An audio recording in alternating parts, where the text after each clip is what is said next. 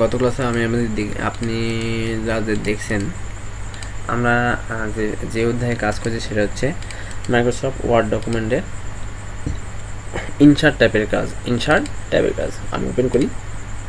আচ্ছা, গত ক্লাসে আমি দেখেছি টেবিলের ভিতরে টেবিল কীভাবে রাখবেন, একটা পিকচার কীভাবে অ্যাড করবেন, তারপরে একটা শেপ কীভাবে রাখবেন, স্মার্ট আর্টের কাজ কী, এগুলো সম্পর্কে আলোচনা করা কমপ্লিট। এবার আমরা দেখবো এখানে টেক্সট বক্স দেখবো, তারপরে ওয়ার্ড আর্ট দেখবো। আচ্ছা, টেক্সট বক্স কি?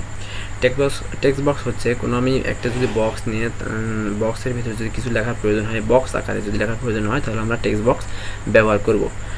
আচ্ছা, এর জন্য প্রথমে আমরা টেক্সট বক্সে ক্লিক দেওয়ার পরে এখানে দেখছেন অনেকগুলো বক্স অলরেডি দেখাচ্ছে। আমরা এখান থেকে বক্স নিতে পারি অথবা আমাদের ইচ্ছে মতো বক্স আঁকতেও পারি, তাই না? আচ্ছা, এখানে ক্লিক দেওয়ার পরে নিচে দেখছেন এখানে ড্র টেক্সট বক্স। আমরা এখানে ক্লিক দেওয়ার পরে দেখছেন আমার মাউসের আকার একটু চেঞ্জ হয়ে গেছে, এখানে প্লাস এখন দেখাচ্ছে। আমরা এখানে টেক্সট বক্স একটা নিব। এই যে বক্স নিলাম। বক্স নেওয়ার পরে যদি আমাদের এখানে কিছু লেখার প্রয়োজন হয় তাহলে লিখব, তাই না? আচ্ছা, মাই নেম ইজ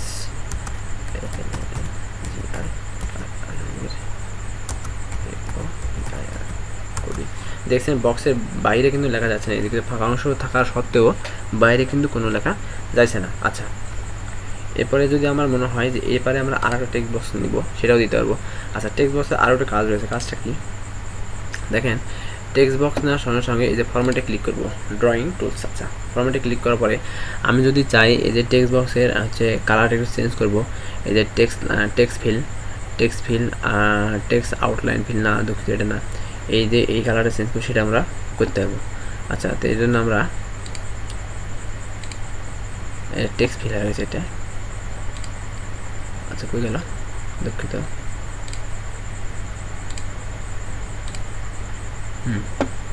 আচ্ছা, এরপর আমরা যদি মনে হয় কী করবো, আমরা এদিকে আরও একটি বক্স আঁকবো, সেটা আমরা কী করবো, আঁকতে হবে। এই জন্য আমরা আবার ইনসার্টে যাবো, ইনসার্ট থেকে টেক্সট বক্সে যাবো, আর তারপরে ড্র টেক্সট বক্স এখানে যাবো। দেওয়ার পরে আমরা এখানে আরেকটা বক্স আঁকতে পারবো। এখানে আরও একটা প্রয়োজন হলে আমরা আঁকতে পারবো। এখানে আমার নাম সম্পর্কে লিখলাম, তারপরে হচ্ছে আমি কোথায় পড়াশোনা করি সেই সম্পর্কে লিখলাম, তারপরে এদিকে যদি আমার অ্যাড্রেস দেওয়ার প্রয়োজন হয় সেই সম্পর্কে আঁকলাম। আরও অনেকগুলা বক্স আঁকতে পারি। এছাড়া আর টেক্সট বক্স আরও একটি বিশেষ কাজে ব্যবহার হবে। টেক্সট বক্স আপনাদের প্রয়োজন অনুযায়ী ব্যবহার করবেন। বুঝতে পারছেন কীভাবে টেক্সট বক্সটি ব্যবহার করতে হয়। প্রয়োজন অনুসারে টেক্সট বক্সটি ব্যবহার করবেন। এইভাবে টেক্সট বক্স আঁকার পরে আপনার যদি এখানে কিছু লেখার প্রয়োজন হয় লিখতে পারবেন। এই টেক্সট বক্সের একটু সুবিধা হলো, টেক্সট বক্সের বিশেষ সুবিধা হচ্ছে আপনি যখন কোনো কিছু লিখবেন, এই টেক্সট বক্সের বাইরে কোনো লেখাটা যাবে না, টেক্সট বক্সের ভিতরেই থাকবে। আচ্ছা, এটা হচ্ছে টেক্সট বক্সের কাজ। এরপরে আমরা দেখব হচ্ছে কইছিলাম আমরা ইনসার্ট থেকে ছিলাম হচ্ছে টেক্সট বক্সে ওয়ার্ড আর্টটা দেখবো। এবার আমরা কি দেখবো, ওয়ার্ড আর্ট কি জিনিস? ওয়ার্ড আর্ট হচ্ছে ধরেন কোনো লেখাকে স্টাইল করবো, আমরা কীভাবে স্টাইল করবো, যেমন ধরেন ঢেউয়ের মতো করে সাজাবো, তারপর হচ্ছে ঢেউয়ের মতো সাজাবো, অথবা কী করবো, ঢেউয়ের মতো সাজানো ছাড়াও আমরা আঁকা বাঁকা করে না, অনেক সময় দেখবেন যে লেখাটা বাঁকা বাঁকা হয়ে থাকে, উপর থেকে নিচ থেকে উপর দিকে, এরকম একটা স্টাইল হতে পারে, আবার চারিদিকেও হতে পারে। এই যে এটা হচ্ছে ওয়ার্ড আর্ট কিন্তু আমাদের খুবই প্রয়োজন। কিছু কাজের ক্ষেত্রে ওয়ার্ড আর্ট আমাদের খুব প্রয়োজন হবে। এজন্য এই ওয়ার্ড আর্টটা আপনি মনোযোগ সহকারে দেখবেন, ঠিক আছে? আচ্ছা, আমি একটু ফাঁকা করে নিই এই জায়গাটা। তারপর না পরে এখানে আমরা কী করবো, ওয়ার্ড আর্টে কিছু কাজ করবো। ওয়ার্ডের কাজ আমরা যে কোনো একটা স্টাইল এখান থেকে নিব। কোন স্টাইল নিব, আমি সাধারণত এটাই নিলাম। নেওয়ার পর দেখছেন এখানে টেক্সট হেয়ার স্টাইল হয়ে গেছে, না? আচ্ছা, এখানে আমরা লিখবো কি, ধরেন লিখলাম হচ্ছে, এখান থেকে এটা চেঞ্জ করতে হবে, নতুন এমজি করতে হবে, তাছাড়া বাংলা লেখা উঠবে না। আচ্ছা, এরপর আমরা লিখবো এখানে হচ্ছে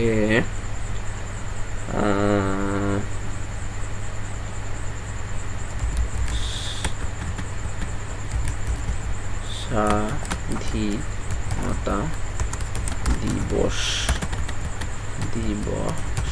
কই গেল, দুঃখিত। আই বাবা, হ্যাঁ,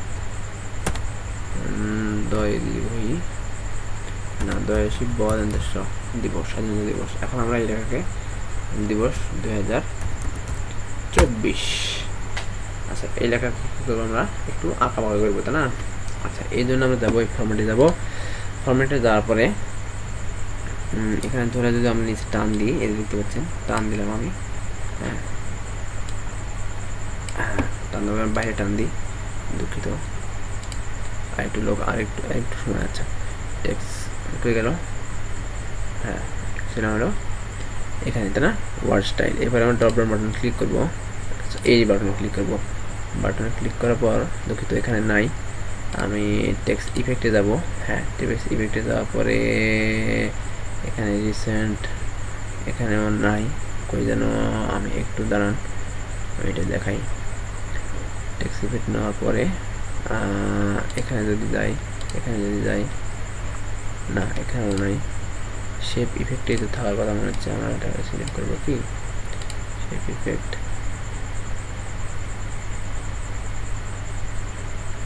না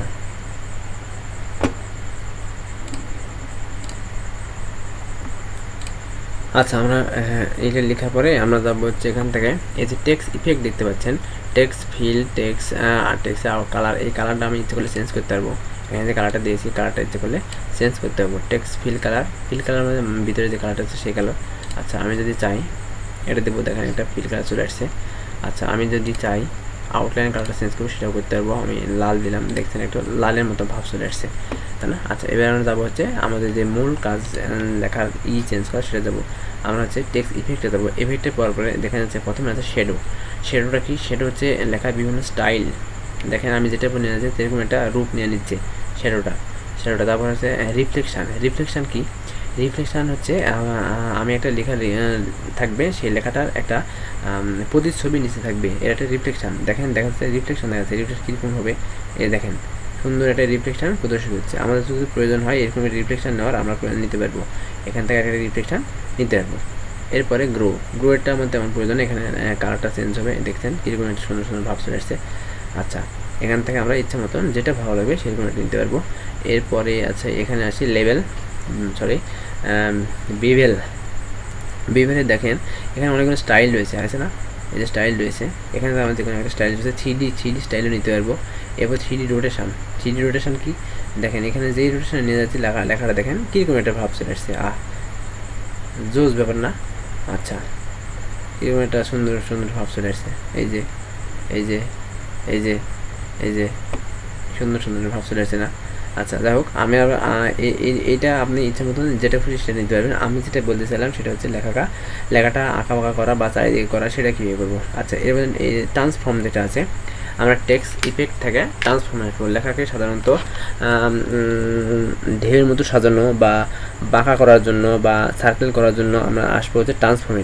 প্রথমে হচ্ছে টেক্সট ইফেক্ট আসবো, কোথায় আসবো, এখানে টেক্সট ইফেক্ট থেকে সবার নিচে দেখবেন ট্রান্সফর্মে আইকন আসার সঙ্গে সঙ্গে দেখছেন এইদিকে আরও কিছু ফলো প্যাথ রয়েছে। আমি কোন দিক প্রয়োজন, দেখেন আমি যেদিক নিয়ে যাই সেদিকে এটা বাঁকা হয়ে গেছে, এদিকে যাই দেখেন নিচ দিয়ে বাঁকা হয়েছে, এদিকে যাই দেখেন সার্কেলের মতো হয়ে গেছে, এখানে যাই সার্কেলের মতো হয়ে গেছে। এছাড়াও নিচ দিকে আরও কতগুলো স্টাইল রয়েছে, আপনার সাধারণত যেইরকম প্রয়োজন সেটা নিতে পারেন। আমি সাধারণত কোথায় নেব, প্রথমটা নিই, এই দেখেন প্রথমটা হয়েছে। আমার যদি মনে হয় যে এই লেখাটা আমার আরও বাঁকা করার প্রয়োজন, আরও বাঁকা করা, তাহলে কী করবো, আমরা এইটা ধরে যাওয়া এদিকে টান দেবো, হ্যাঁ টান দিলে দেখছেন যে এই যে লেখাটা আরও বাঁকা হয়ে গেছে, আরও যে টান দিই দেখেন আরও বাঁকা হয়ে গেছে। আচ্ছা আরও যদি বাঁকা হয়ে যায় এটা ধরে আমরা কী করবো, তো এই যেটা ধরে এই দিক চাপা দেবো, দেখেন সুন্দর বাঁকা হয়েছে না।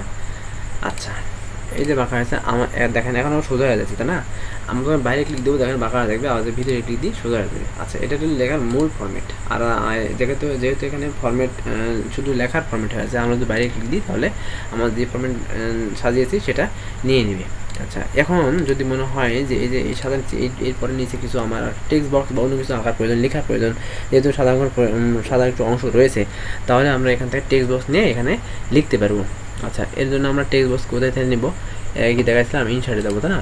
ইনসার্টে যাওয়ার পরে এই যে টেক্সট বক্সটা এখানে যাবো, এরপরে হচ্ছে এখানে একটা টেক্সট বক্স আঁকবো, ড্র টেক্সট বক্সে যাবো, তারপর এখানে সুন্দর একটা টেক্সট বক্স আঁকবো। হ্যাঁ দেখেন সুন্দর একটা টেক্সট বক্স আসছে, এখানে আমি লিখতে পারি, আর অনেক কিছু লিখতে পারি। আমি সাধারণত কী লিখবো, সরি এখান থেকে চেঞ্জ হয়ে গেছে মনে হচ্ছে, হ্যাঁ চেঞ্জ হয়ে গেছে, যা ভাবছিলাম তাই। এখানে আমার সোনার বাংলা, ঠিক আছে তো, আমি তোমায় এটার সঙ্গে লিখলাম। আচ্ছা, এখন আমার যদি মনে হয় যে কালারটা চেঞ্জ করবো, সেটা করতে পারবো। এই কালারটা চেঞ্জ করে আমি কী করবো, এই যে টেক্সট কালার দেবো। টেক্সট কালার দিয়ে আমার যদি মনে হয় লেখাটা আরও একটু বড়ো করবো, তাও করতে পারবো। এখান থেকে ধরেন 18 দিলাম, এই যে এখানে বড়ো হয়ে গেছে, তাই না?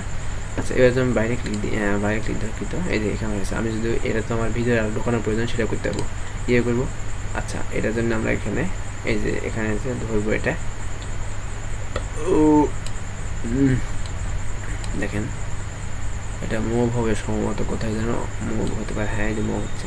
আমি এখানে রাখবো, রাখার পরে এটা কী করবো, এই লেখাটা আমি কী করবো, সেন্টার করবো। দেখেন সুন্দর একটা ডিজাইন চলে আসছে। সাধারণত কোনো কিছু যাতে স্বাধীনতা দিবসের চিঠি বা করার জন্য এই ধরনের ডিজাইন প্রয়োজন হয়।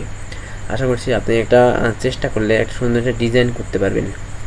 অনেকগুলো এখানে অপশান রয়েছে, অপশানগুলো সব ধীরে ধীরে স্লোলি ব্যবহার করবেন, ঠিক আছে?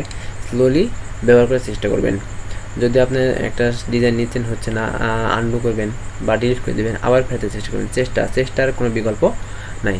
যত বেশি চেষ্টা করবেন, যত বেশি প্র্যাকটিস করবেন, তত বেশি ভালো হবে। হয়তো আমার চেয়েও ভালো আরও অনেক হবে। আমি শুধু একটু ডেমো দেখালাম। আচ্ছা, এরপরে আমরা যাবো কোথায় ছিলাম, ইনসার্ট থেকে ছিলাম হচ্ছে ওয়ার্ড টেক্সটে, তাই না? ওয়ার্ড আর্টে আমরা যেটা দেখলাম সেটা হচ্ছে কীভাবে লেখাটা। এবার দেখবো সার্কেল কীভাবে করতে পারবো। সার্কেলের খুব ইজি ব্যাপার। সার্কেল নেওয়ার জন্যে আমি যদি আচ্ছা কই গেলাম, ওয়ার্ড আর্ট থেকে একটা আর্ট নিতে হবে। সর্বপ্রথমে যে কোনো একটা আর্ট নিতে হবে। এই যে আর্টটা নিলাম, এটা আমি একটু ধরে নিচ্ছি। এখানে যেহেতু একটা আর্ট দেওয়া আছে, এটা এখানে রাখবো না, আমি অন্য কোথাও রাখবো, তাই না? এই জন্য ধরছি, ধরার পরে এই পাশে নিয়ে আসলাম। দেখেন চলে আসছে না? আচ্ছা, এরপর আমরা যাবো হলো কোথায়, টেক্সট ইফেক্টে। কোথায় এর আগে বলেছিলাম আমি কোথায় যাবো, টেক্সট ইফেক্টে। টেক্সট ইফেক্টে দেওয়ার পরে ট্রান্সফর্মে যাবো। কোথায় যাবো, ট্রান্সফর্মে যাওয়ার পরে যে সার্কেল দেবো একটা। সার্কেল দেওয়ার পরে এখানে আমরা কী করবো, লিখবো। সার্কেল দেওয়ার পরে কী করবো, এখানে আমরা লিখে নিই, তারপরে সার্কেল দিতে সুবিধা হবে।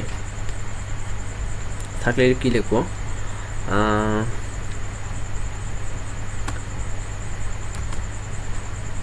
আচ্ছা এই চাইলে চেঞ্জ হয়ে গেছে আবার মনে হচ্ছে। এই যে চেঞ্জটা বারবার হবে, একটু চেঞ্জ করতে হবে।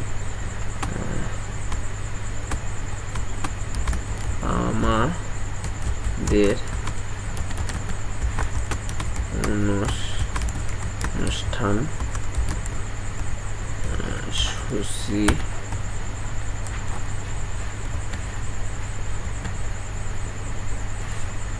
ছয় দিন হইতে না, কি হলো এটা, সূচি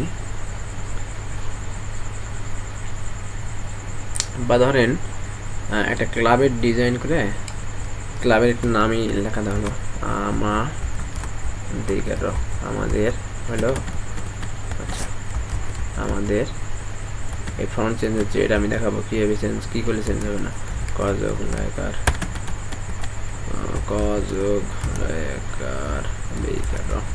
ক্লাবের নাম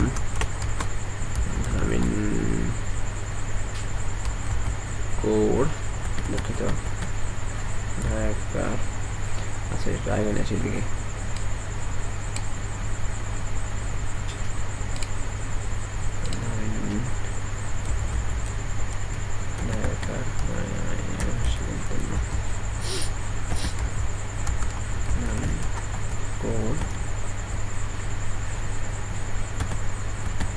আচ্ছা, আমার খুব ভুল হচ্ছে আজকে লেখা, কি যেন হয়েছে আমি বুঝতে পারছি না। কয়কার হবে না, কয়কার ক্লাবই লিখি শুধু, বুঝতে হচ্ছে না ক্লাব। আচ্ছা, এরপর আমরা কী করবো, এখানে টিক দেব, বাইরে টিক দিলে দেখেন এটা সুন্দর একটা হয়ে গেছে। আচ্ছা, এটা আমরা কী করবো, একটু স্টাইল করে নিয়ে আগে সাজায় নিই, তারপর আমরা ওখানে ফিট করবো। আচ্ছা, এখানে বাইরে নিয়ে আসি। বাইরে নিয়ে আসার পরে কী করবো, এটা সার্কেল করে গোল করবো, তাই না? এটাকে ধরবো, এই যে কই গেল, এবার আসি। হ্যাঁ, এখানে ধরবো, ধরার পরে এই যে নিচ দিকে ধরবো, এইভাবে ধরবো, সার্কেল করবো এক কথায়, ঠিক আছে? এটা একটা কী করতে হবে, সার্কেল করতে হবে। সার্কেল করলে জায়গাটা গোল হবে। হ্যাঁ, এরপর আমরা এদিকে একটু যাই, কোথায় যাব, দুঃখিত। হ্যাঁ, ধরবো, এই ধরেছিল। হ্যাঁ, এই যে আমি আর একটু লিখি, লিখলে নামিনকো